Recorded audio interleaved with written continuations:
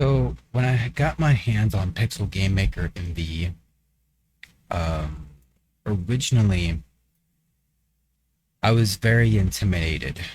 Um, it was actually a bit like my first experience with RPG Maker. And that was because I didn't have a lot of familiarity with programming language or game design theory or anything like that. I sort of just winged it with every single iteration of RPG Maker that I could get my hands on. So the same thing with Pixel Game Maker. I first got introduced to it and I got spooked. Then I started looking at tutorial videos. I started playing around with some of the settings and sort of just doing my own thing. After a while, I watched some of Bass's tutorial videos, and then I just started kind of doing things myself. Um, and when you give me the reins, some of the familiarity as it comes, I'm able to stretch my wings a bit. Now, granted, I don't have anything complete or anything that, in this case, I don't have anything that I could sell because Capcom would sue me. But this is a project that I'm building just for fun and to get myself familiar with Pixel Game Maker MV. So I took the sprites here come from Capcom versus SNK 2, I believe. And they're ripped from, I think, one of the Mugen community websites. Um, I feel like that was the best place for me to start because I get the feeling that it's easier to make a side-scrolling game than it is to make a like top-down adventure game, which eventually I want to do. I still have a project learning from the top-down perspective, but for fun and for an extra challenge, I suppose, I'm teaching myself what things I need to keep in mind when making a 2D side scroller. Now, a brief recap on Pixel Game Maker MV is that it is made by the same people, or I think at least published by the same people that do all of the RPG Maker games, like VXAce, via MZ, MV, etc.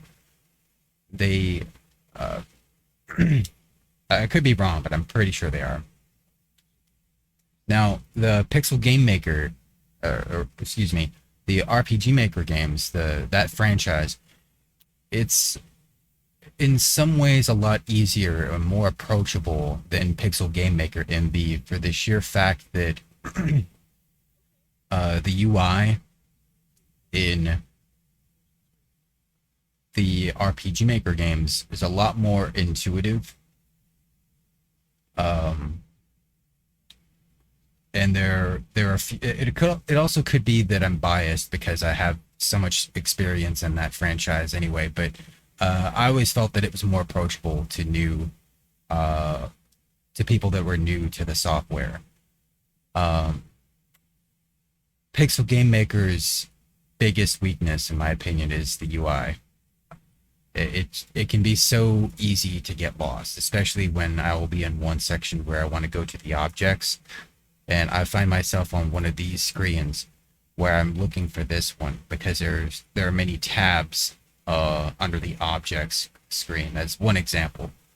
Um, but on the positive side of things, the potential for Pixel Game Maker MV is huge because when you're trying to make a game that's outside of the norm in the RPG Maker franchise, if you're trying to make like an action RPG or a fighting game or a platformer, it's not impossible with the later iterations of RPG Maker, but it is you're gonna have to cut outside some corners.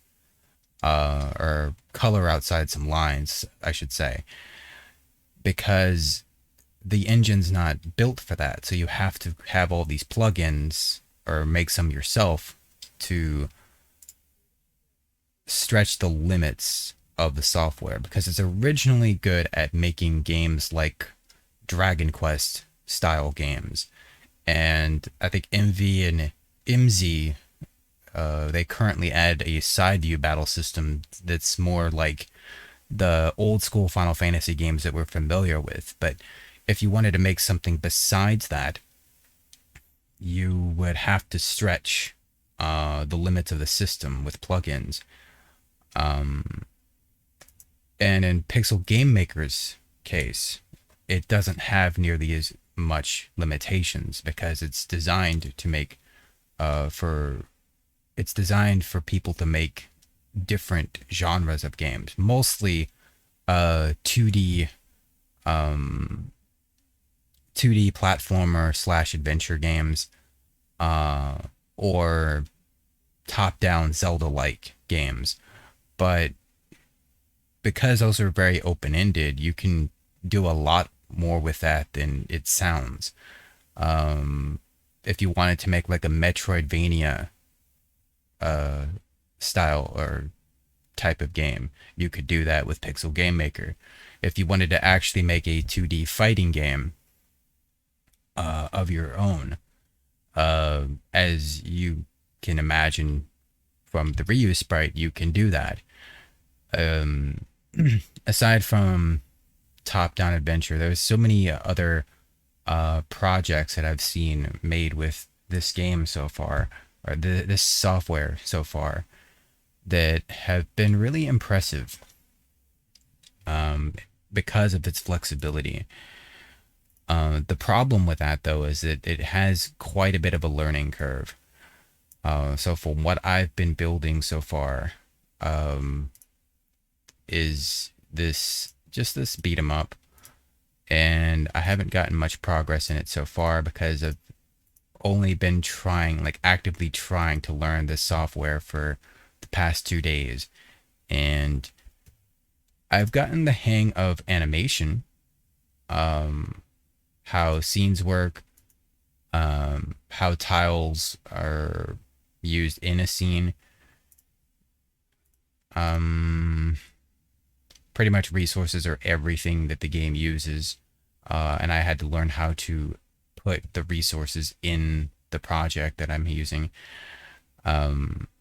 I still have to learn about transitions and plugins and the database. I learned a little bit about what the database can do, but I haven't played with that just yet.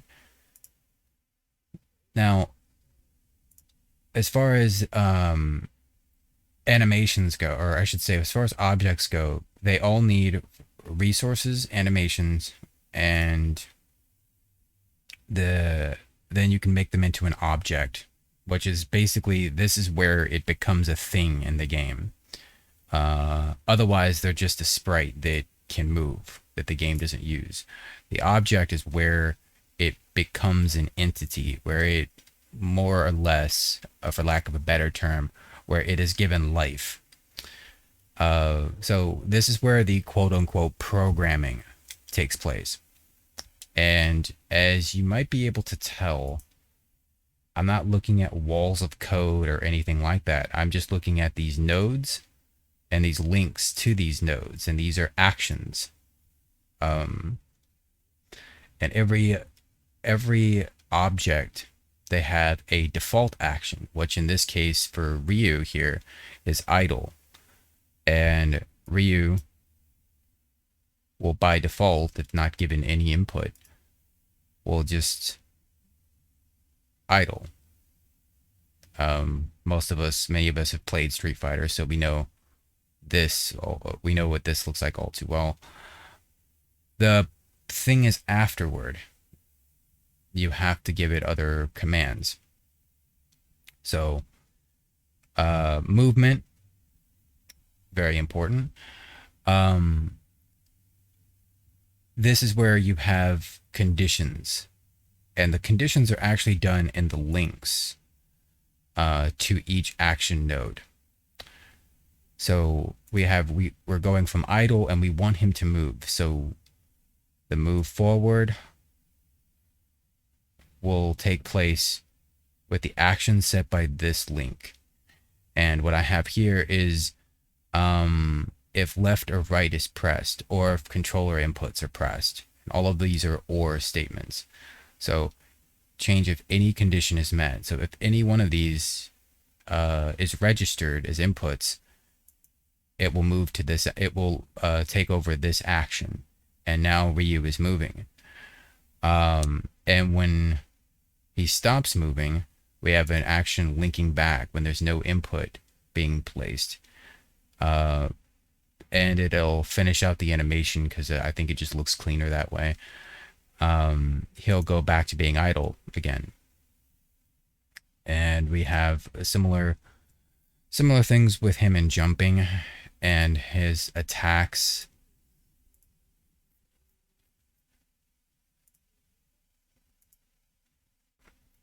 But I had to get really creative with these links here, and I have a feeling that the more as I build onto it, this is going to be just like a ridiculous tree network web of links and nodes just everywhere. But I'm really I can actually build games this way. If I can just kind of see the family tree, the hierarchy, so to speak, of how everything works. When I'm just buried in code, it's a little overwhelming. But this program kind of does it all for you. You just have to have an understanding of game design theory. Let's test play this to show this out. To show this in action. So I need to get the hang of, one thing I've noticed is that I need to get the hang of making the wall detection boxes consistent. And that's this green box that you're seeing here. It's really tall and narrow for his idle animation, but when he's moving, it kind of gets squished, and the proportions of the box change, which causes his sprite to kind of sink a little bit as he's moving. If I don't know if the camera can tell or not, people watching can see that or not, but it causes him to sink just a bit, like by maybe 4 pixels. So I've got to adjust that. So the jumping animation kind of works. I need to, I think, create an adequate landing case, like a landing instance, which comes up with an animation, because otherwise the landing just looks a little weird. But the jump itself looks about where I want it to be.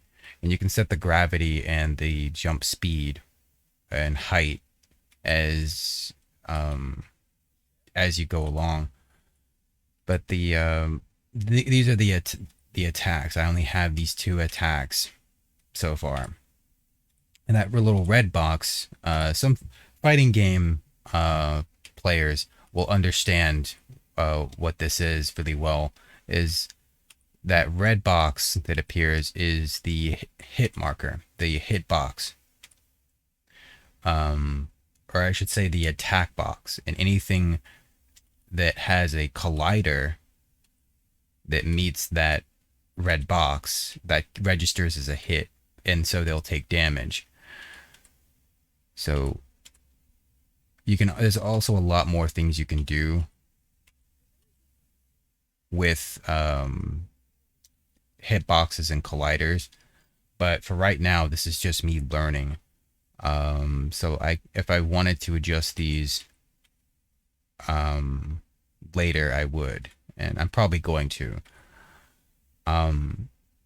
So that is like, this is his first combo, and this took me hours to figure out how to work this correctly. The timing is an issue. I still need to tweak it a little bit, but what I'm trying to do is make a beat 'em up, so it's important not to get too crazy with fighting game logic, because beat 'em up logic and fighting game they're similar, but they're not the same. Beat 'em ups are supposed to be a little bit more approachable than most fighting games. So skill is not going to be a huge thing for this project. Um, many people that have watched me and friends of mine and family know that I'm a huge Dynasty Warriors fan. So one of the things I love about Dynasty Warriors so much is that it's very approachable to just get to the action quickly. And that's the same kind of thing that I'm aiming for with this project. So for right now, I'm just mashing the A button to do this little short little 1-2 combo for Ryu. And I plan on building more on this, on more moves he can do. Of course, adding like his classic Hadouken and Shoryuken moves and etc. But for right now, I just wanted to start simple. Um, and everything is working about the way I want him to. I need to tweak his jump a little bit because he's um kind of floating in space. But so far so good. For 2 days of me just playing around with the software, I'm happy with what I've been able to get done so far with it. But with that being said, this is meant to be a short video because I'm supposed to be streaming right now. But I had to get this done to just sort of show it off. But I but I also have a Twitch channel, Dallas in Chains. That's Dallas underscore in underscore chains. It's I might try to rename that so that it's like a little less annoying to type in a search engine. But let me know if y'all want to watch any more of these for Pixel Game Maker MV or RPG Maker stuff. I'm fine with either. I love dabbling in both and just kind of showing what I can do with either system. And you might see me do that on my Twitch channel. But I will see y'all there if I see you.